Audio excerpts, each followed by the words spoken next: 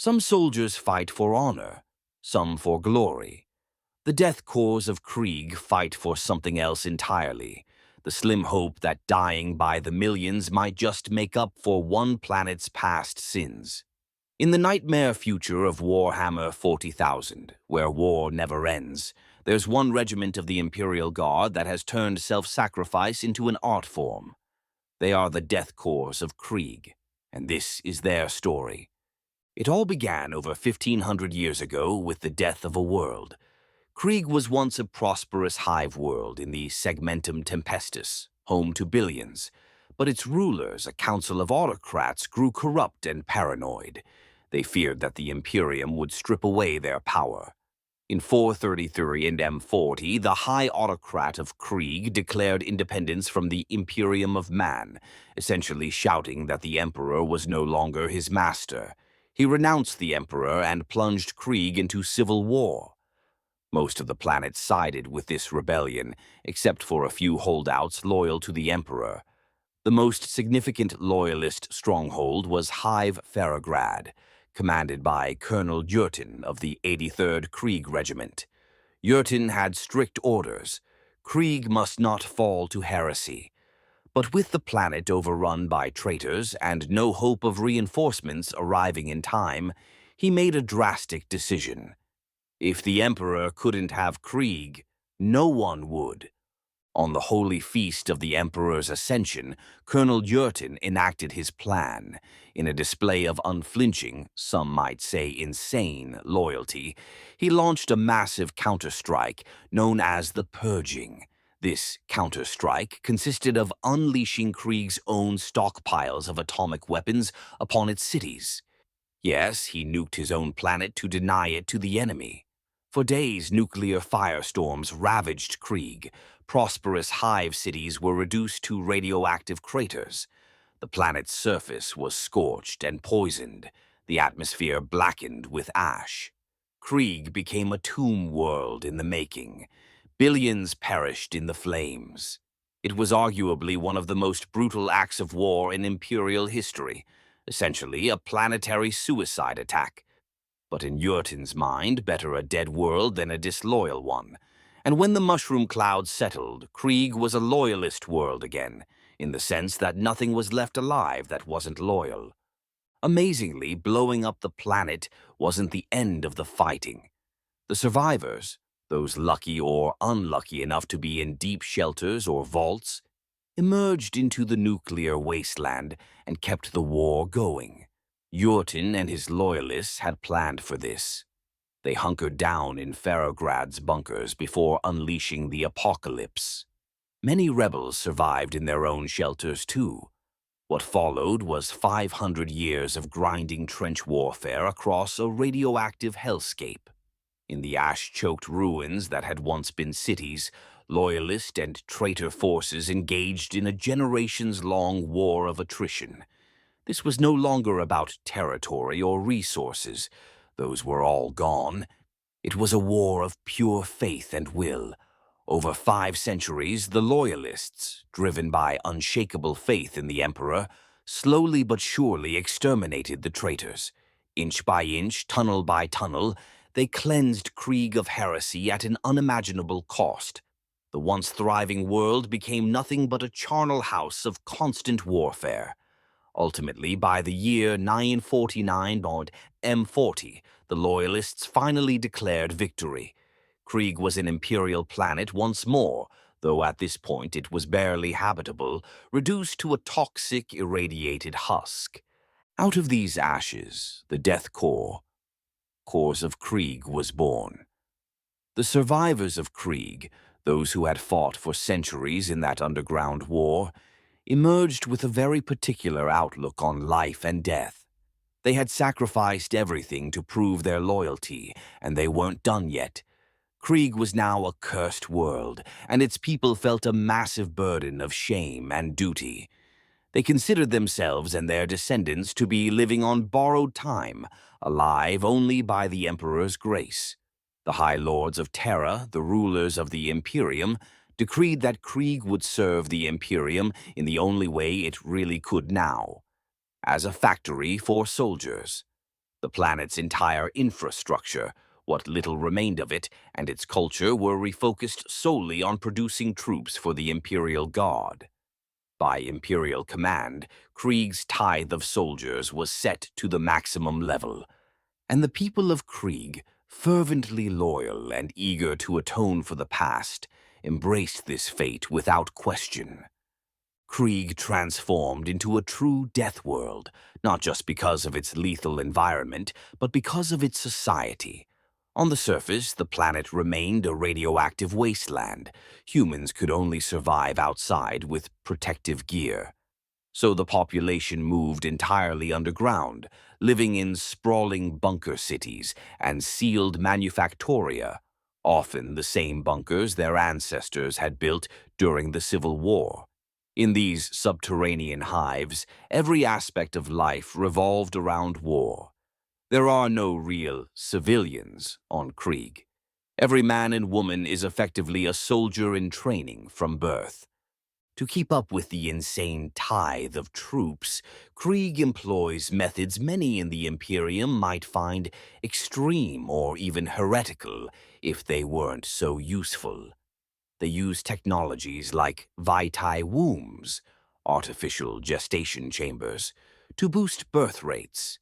In essence, they can grow babies in vats, rapidly and efficiently, supplementing natural reproduction. They also enforce eugenics programs to ensure no genetic weakness or mutation, a constant risk on a fallout-blasted world, taints their offspring. The result of all this is staggering. It's said that over 50 million new guardsmen per year are raised, trained, and shipped off-world from Krieg's facilities. 50 million every year. That figure is almost unimaginable, but the Imperium has endless wars to feed, and Krieg pays its blood tithe in bulk.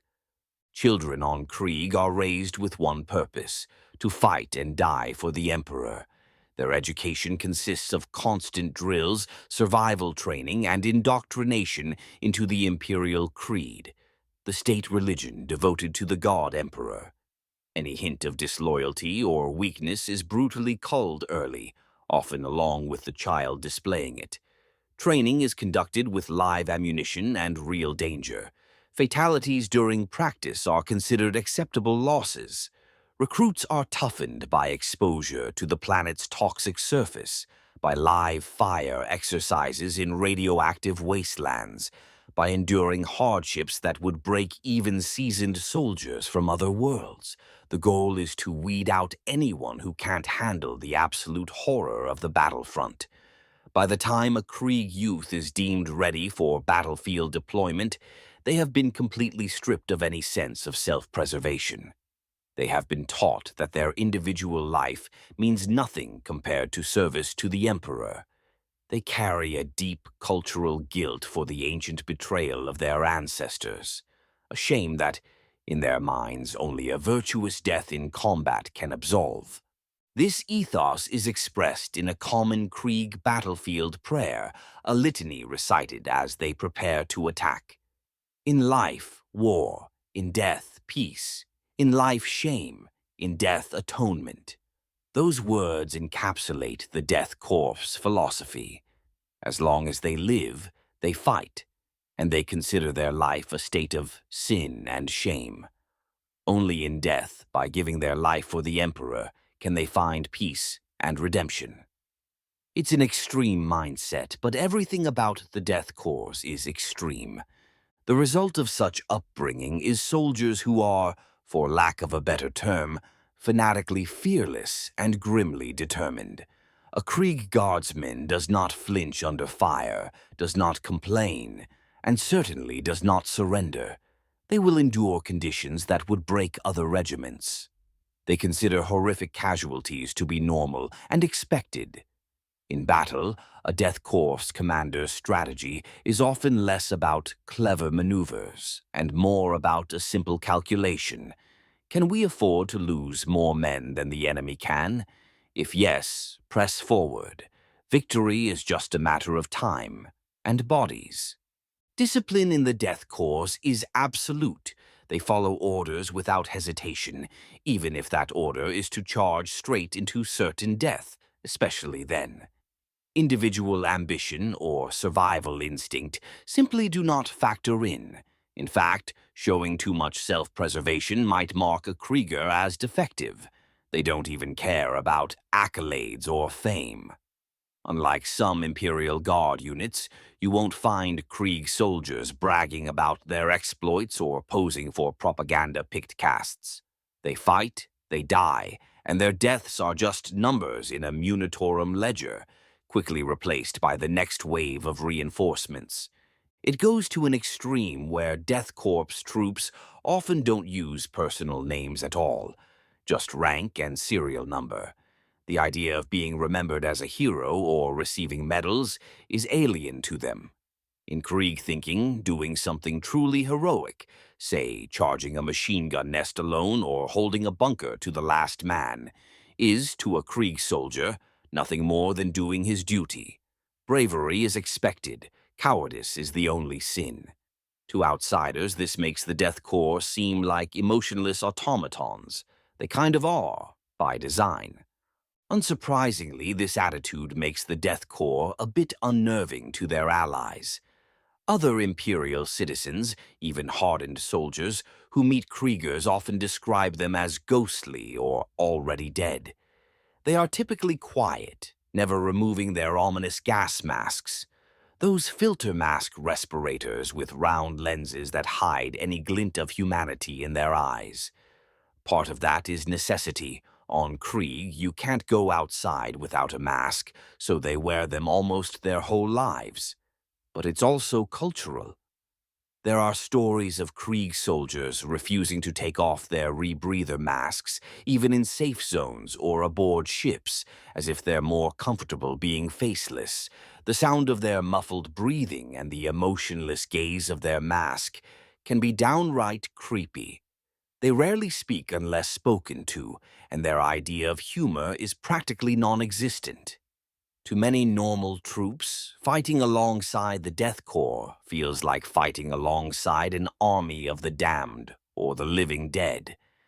Now, let's talk about how the Death Korps of Krieg fight, because it's one thing to say they're fearless, and another to see what that actually means on the battlefield. The Death Korps are specialists in siege warfare and attrition battles. Imagine the worst trench warfare of the 20th century. Endless muddy trenches, barbed wire, machine gun nests. Then throw that into the far future with lasers, tanks, and monstrous enemies, and you have a typical Krieg campaign. They excel in protracted meat grinder engagements that other forces dread. When a Krieg regiment enters a war zone, the first thing they often do is start digging. Every Kriegsman carries an entrenching tool, basically a shovel, and they know how to use it. They will turn a patch of ground into a web of trenches, bunkers, and firing pits faster than seems possible, often under heavy enemy fire. They've been raised literally digging in radioactive dirt, so digging a trench while shells fall around them is second nature. Patience is one of their virtues. They are perfectly willing to besiege an enemy for months or years, if that's what it takes, all the while enduring hardship and enemy attacks.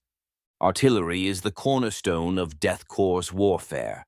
They love their big guns, mortars, howitzers, earthshaker cannons, siege mortars. If it launches high explosives across long distances, the Krieg probably have a whole company of it. A Krieg assault typically begins with a massive artillery bombardment.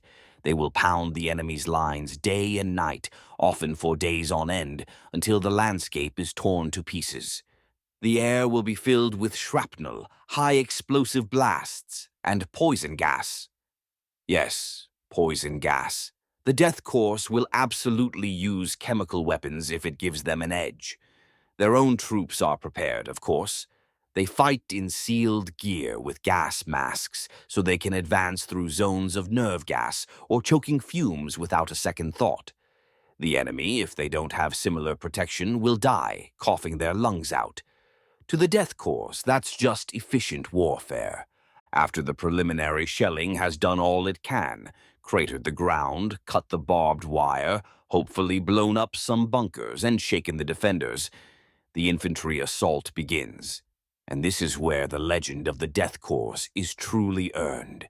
They will climb out of their trenches and advance across no man's land into the teeth of enemy fire, in perfect discipline.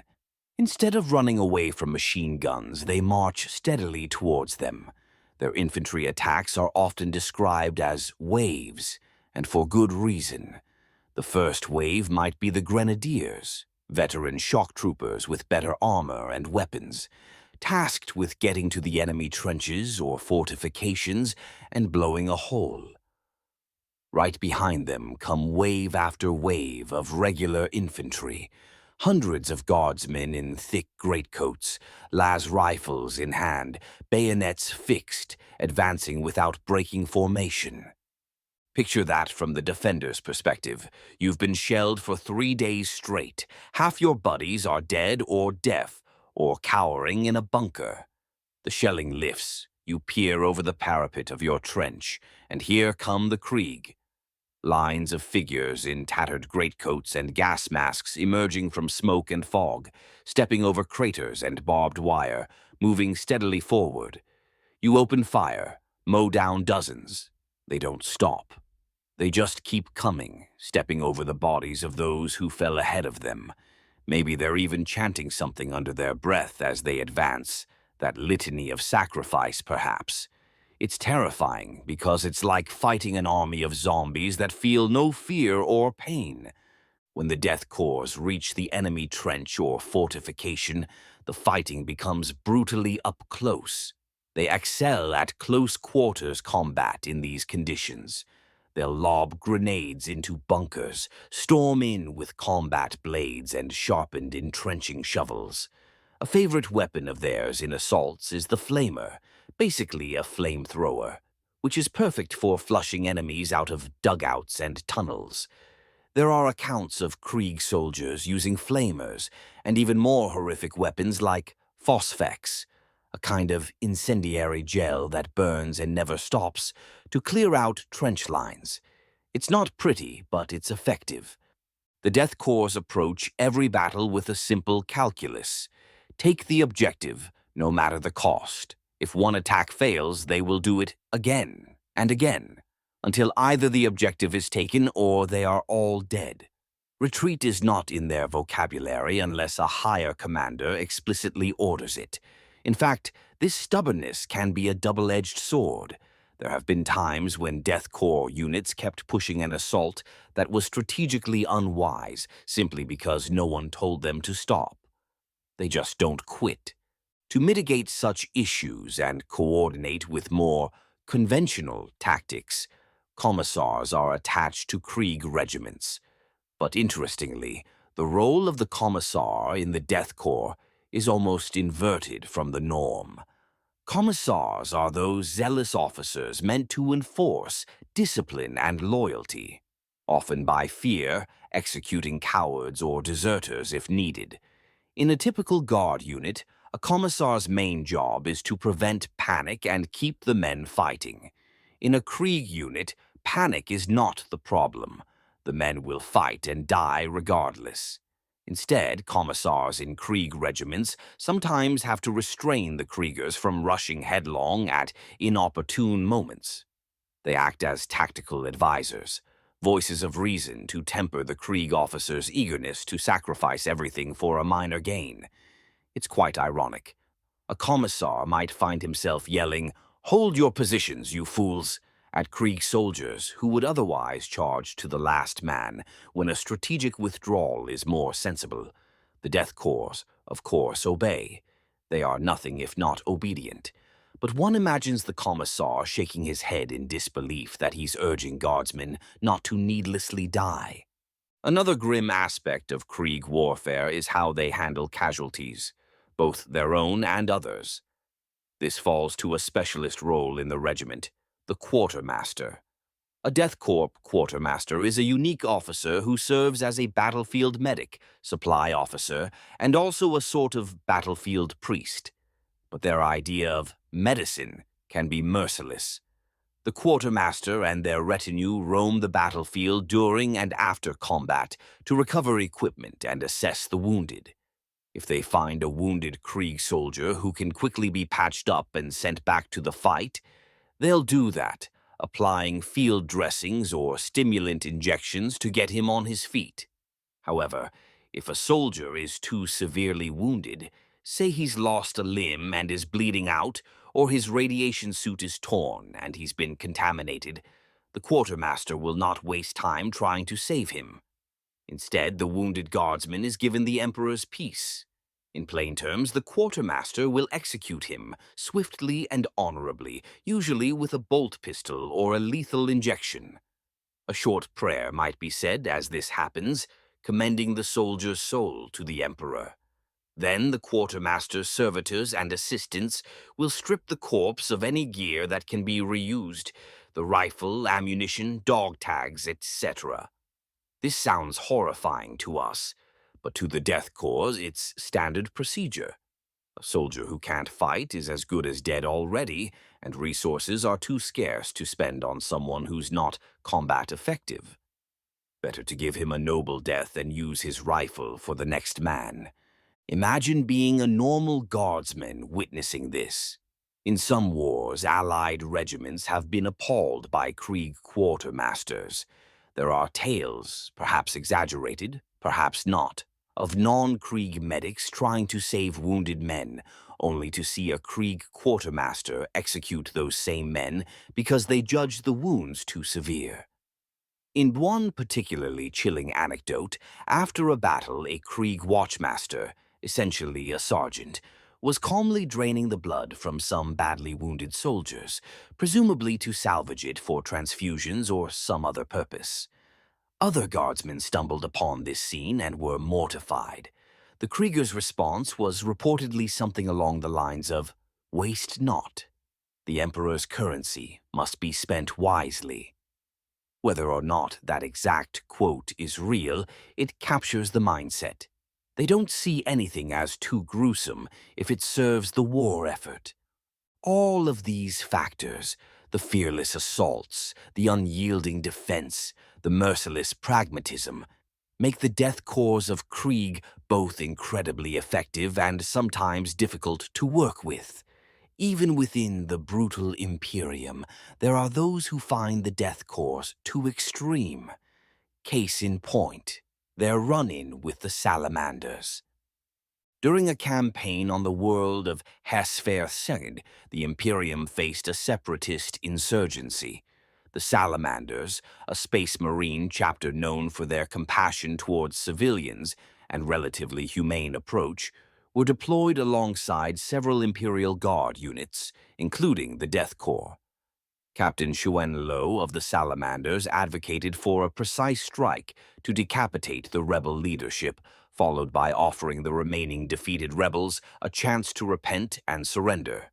Essentially, he wanted to punish the leaders, but spare those who would lay down arms, showing a measure of mercy. The Salamanders have always been big on not wantonly killing civilians or even defeated foes, at least by Space Marine standards. The Death Korps of Krieg had a very different idea of how to handle a rebellion: absolute annihilation. From the Krieg perspective, if a population rises up, you make a brutal example of them, so it never happens again. Kill every rebel, and maybe a lot of bystanders too for good measure, then reduce their cities to dust. You can see how this philosophical difference would cause friction, and it did. At one point in the campaign, Captain Xuen Lo and his Space Marines were in the middle of clearing a hab block, basically a giant apartment complex, floor by floor, looking for insurgents, taking some prisoners, likely trying to avoid killing any innocents trapped inside.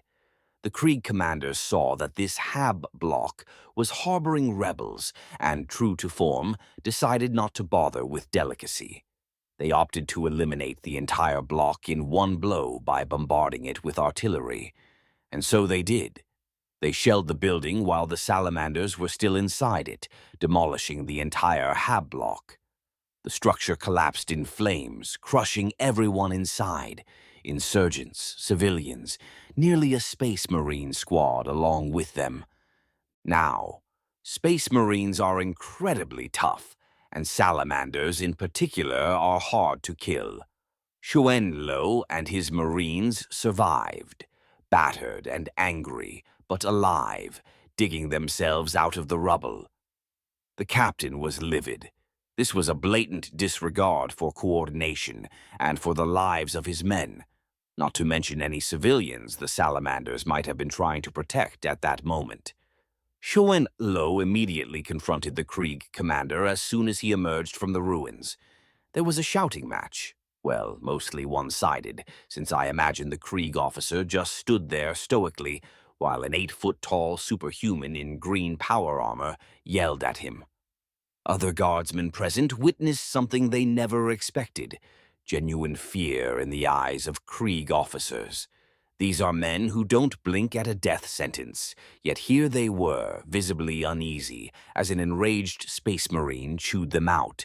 Apparently, even a Kriegsman has sense enough to be afraid when a Space Marine captain is threatening to rip your head off. Not surprisingly, after that incident, the rest of the campaign was carried out under the Salamanders' direction. The Death Korps complied, presumably through gritted teeth behind their masks, curbing their more indiscriminate tactics. When the Separatists were finally defeated, the two forces parted on very frosty terms. The Salamanders, who are among the friendliest of the Emperor's angels, were appalled by Krieg's methods, and the Kriegers in turn saw the Salamanders as foolishly soft-hearted. It was a clash of mentalities. The interesting takeaway: even in the Imperium, which is not exactly gentle, the Death Korps stand out as especially unforgiving. When even a Space Marine known for burning heretics alive says, "Whoa, you guys are a bit much," you know the Krieg have carved out a special niche. Now that we've covered their origins and mindset, let's look at some of the Death Korps of Krieg's most famous battle engagements. These stories really illustrate what they're all about. The one that everyone tends to bring up first is the Siege of Vraks. Vraks was an Imperial armory world, basically a planet-sized munitions depot that turned into an apocalyptic quagmire of a war.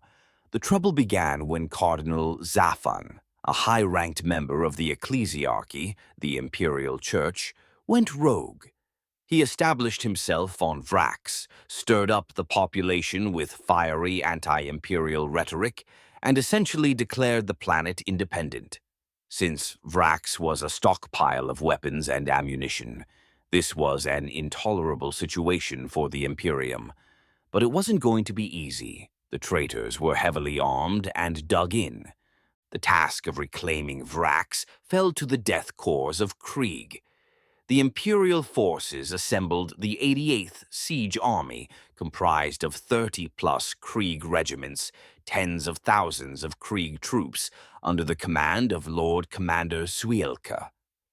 If it was going to be a siege from hell, who better than the Krieg to prosecute it? Still, I doubt anyone realized just how hellish it would become. The Siege of Vraks lasted for 17 standard years of non-stop war. 17 years. Entire Imperial crusades have been fought and finished in less time. The Death Korps landed on Vraks and established siege lines around the vast complex of fortifications that ringed the planet's citadel.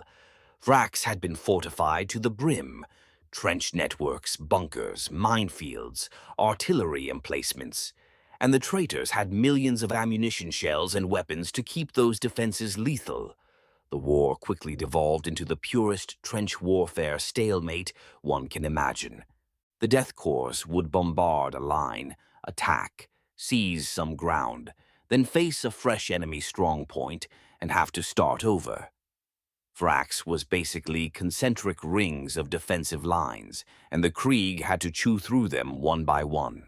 They dug their own trenches and bunkers as they advanced, turning the surface of Vraks into a patchwork of craters, chemical wastelands, and corpse-choked trenches.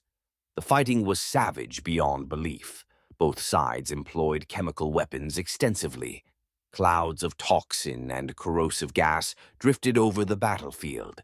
The Krieg, of course, had no problem pressing through it in their sealed suits. Many Vraxian renegades died writhing from gas, but they gave as good as they got, using gas shells on the Krieg in return. The sky was usually dark with the smoke of constant explosions. The very ground was poisoned. It was total war in every sense. And it got worse. After years of fighting, the taint of chaos grew strong on Vraks. Cardinal Zaphon became a pawn of chaos. Some say Nurgle, the plague god, was his patron. He declared a holy war against the Imperium and called in allies. That's when the heretical Space Marines started showing up. Traitor Astartes from various Chaos Legions slipped onto Vraks to support the rebels. Warbands like the World Eaters, corn-worshipping berserkers, and the Alpha Legion, masters of infiltration and misdirection, among others. The war that was already grinding the Imperial Guard down now had elements of the Chaos Space Marines, which is the last thing any guardsman wants to see charging at them. The traitors also summoned demonic entities, in particular powerful servants of Nurgle. One notable fiend was a grotesque daemon prince known as Uraka. In life, he'd been a corrupt cardinal himself, now ascended as a bloated demon. With demons on the field, the Imperium escalated further. The Inquisition dispatched the Grey Knights, a secretive chapter of Space Marines who specialize in slaying demons, to Vraks. Additionally, loyalist Space Marine chapters, like the Dark Angels and Red Scorpions, sent strike forces to eliminate key targets, such as the Rebel Command Bunker. So, by the late stages of Vraks, the Death Korps found themselves fighting not just human rebels, but actual superhuman Chaos Marines and hellish demons. And here's the thing, they never faltered. They died in droves, yes, but the line never broke. Whenever a section of trench was overrun by howling corn berserkers, the Krieg would counterattack and win it back, even if it meant melee combat with 8-foot-tall lunatics wielding chain axes. Whenever a great unclean demon of Nurgle oozed forth spreading disease, the Krieg would hold position and pour fire into it until it fell. And if smallpox-like plagues started ripping through their ranks, well, they kept fighting until they literally couldn't. This dogged persistence allowed the war to continue until reinforcements could tip the balance. In the final years of the siege, the Imperials managed to push into the central citadel of Vraks. The renegade Cardinal Zaphon was finally killed, either by a Vindicare assassin's bullet, or cut down by Space Marines, or perhaps by the demons he had bargained with. Accounts vary on his end. The remaining traitor forces were eventually annihilated or dispersed. Vraks was officially declared pacified in 830 Bommel M41. The cost of this victory? The casualty figures were staggering. Over 14 million Imperial Guardsmen were killed in the Siege of Vraks, the vast majority of them Krieg. 14 million soldiers gone to take a single planet. To put that in perspective, that's more than the population of many Imperial worlds. And that's just on the Imperial side. The traitors likely lost a similar number, though Chaos isn't known for keeping accurate body counts, and demons don't exactly submit after-action casualty reports. Virtually the entire surface of Vraks was left uninhabitable, contaminated by toxins and sowed with bones and war debris. For any other force, such losses would be unthinkable. For the Death Korps of Krieg, it was the ultimate validation of their doctrine. They had achieved victory through sheer attrition and sacrifice. There's a morbid joke that after Vraks, the Emperor surely must have forgiven Krieg for its old rebellion. I mean, what more could they do to prove themselves? But ask a Krieger and they'd likely say the debt isn't paid yet. In their eyes, no matter how many die in the Emperor's name, it's never truly enough. They'll always volunteer, or rather be volunteered, for the next bloodbath. And volunteer they have. The Death Korps of Krieg have fought in countless wars since Vraks. Another example, the Third War for Armageddon, a massive conflict where the Orc warlord Gazkul Thraka invaded the industrial hive world Armageddon. 5 Krieg regiments were sent to reinforce the defenders. Armageddon was a hellish war in its own right. The planet is a toxic, polluted furnace, swarming with billions of rampaging orcs. The Death Korps regiments there fought in the ash wastes and hive cities alongside the Armageddon Steel Legion, the local guard. To the Kriegers, fighting orcs might actually have felt like a nice change of pace. Here was an enemy who also loved to charge straight into the meat grinder, who wouldn't stop coming until either they or you were dead. In a grim way, the Death Korps and the orcs were made for each other. Neither would ever back down. And indeed, on Armageddon, the Krieg forces performed with their usual valor. They plugged gaps in defenses, launched counteroffensives to recapture lost zones, and generally impressed everyone with their relentlessness. By the war's end, Armageddon was essentially a stalemate. The orcs were still on the planet, but their big offensive had been thwarted. The Death Korps units took horrendous casualties in the process, as expected. But every position they were assigned to hold, they held. The Death Korps have also waged war against more exotic threats.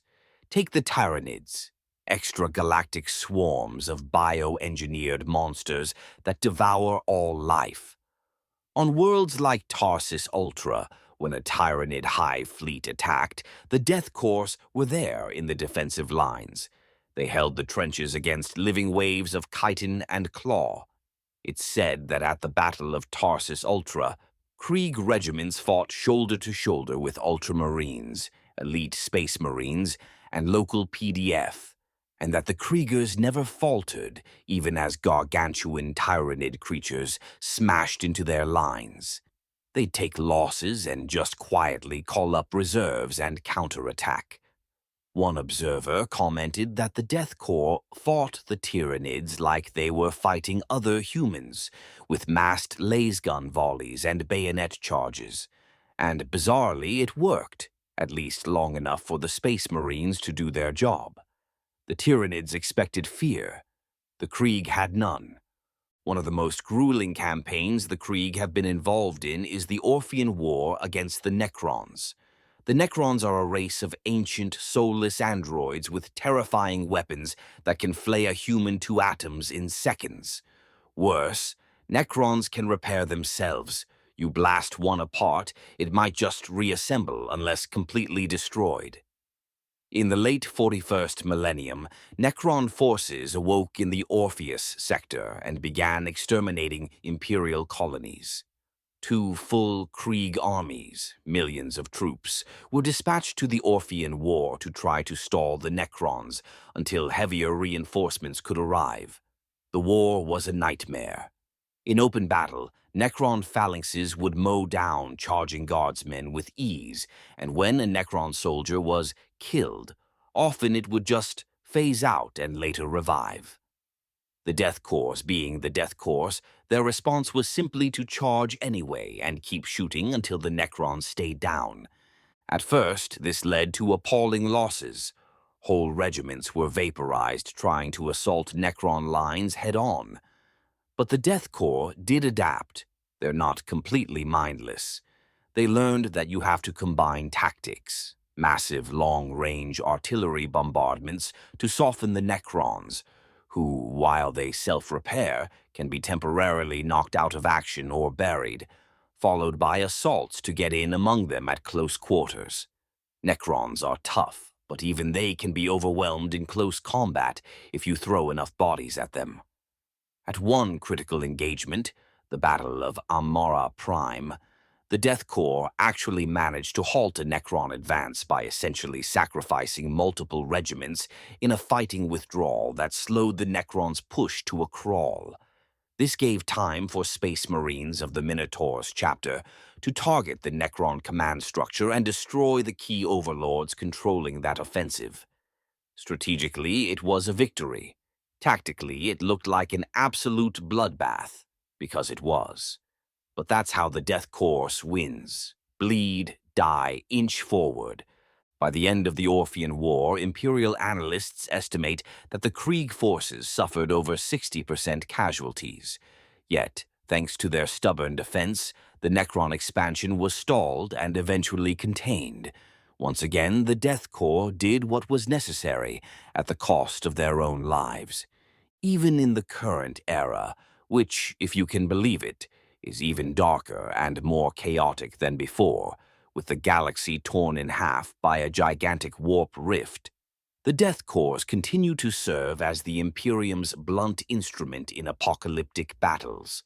When the Nockmund Gauntlet, a key corridor through the Great Warp Storm, was under siege by Chaos forces, over 100 Krieg regiments were thrown into those battles to hold crucial worlds.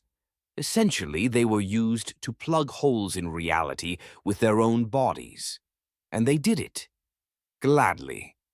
In the ongoing Octarius War, a horrific three-way war between orcs and tyrannids orchestrated and then regretted by the Imperium, the Death Korps are heavily involved in containing that mess. Only the Krieg would volunteer to march into a war zone crawling with billions of orcs and tyrannids and try to stem the tide. It's the ultimate no-win scenario, but that has never stopped them. Throughout all these campaigns, a few things remain constant. The Death Korps of Krieg will follow orders without question. They will endure losses that would break anyone else, and they will never, ever give up until either they achieve victory or they are all dead. There's a phrase sometimes uttered in the ranks of the Imperial Guard. If you need something held, send in the Cadians. If you need something taken, send in the Catatashans. If you need something destroyed utterly, and don't care how many lives it costs, send in the Krieg. It's grim, but it's true. The Death Korps of Krieg represent the extreme end of the Imperial Guard's ethos that human lives are the Emperor's currency. Krieg will expend lives by the million to purchase victory, and they don't do it blindly or stupidly. It's with methodical, relentless efficiency. They have turned the act of dying for the Emperor into a science. In the end, the Death Korps of Krieg are the Imperium's ultimate weapon of attrition. They turn the very inevitability of death into a tool for victory. They are feared by their enemies, respected, and sometimes feared by their allies, and utterly devoted to a cause they know will kill them. In the grim darkness of the far future, where there is only war, the Death Korps of Krieg have found their perfect place. On the front lines, where the fighting is fiercest and life expectancy is shortest. Because for them, that's what life is, an opportunity to find redemption in the final moment of sacrifice. And if the cost of victory is everything, every ounce of flesh and blood, the Death Korps of Krieg will pay it without hesitation. After all, they have a lot of sins to atone for, and only their deaths will suffice.